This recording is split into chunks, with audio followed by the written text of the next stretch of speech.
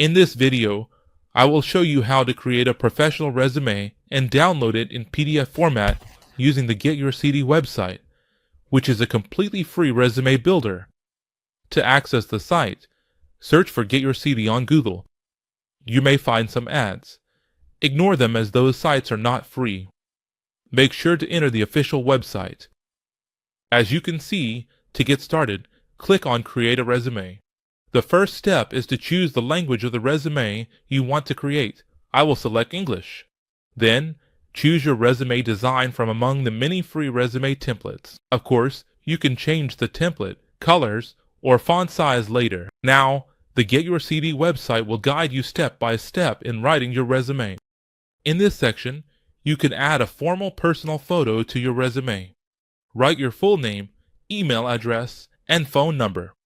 As for the job title, address, and the other fields, they are optional information that you can choose not to include in your resume. As you can see here, you can preview how your resume looks, and of course, you can change the design and language of the resume at any time. Let's move on to the next step. In the education section, you can add your educational qualifications, such as your bachelor's degree, master's, and doctorate.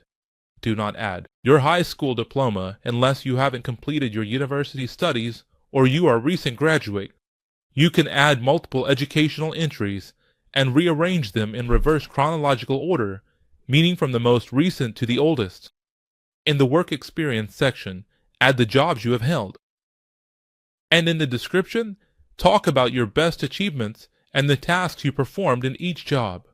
Use bullet points to make it easier to read, and start with the most important achievements before the others. Finally, in the last stage of writing your resume, you can add other optional sections like languages, skills, and a professional summary. If you want to add another section that isn't listed here, you can do so by adding a custom section, writing the section title, and then adding the details you want. After finishing your resume, click Next. On this page, you can download your resume for free in PDF format or share it directly.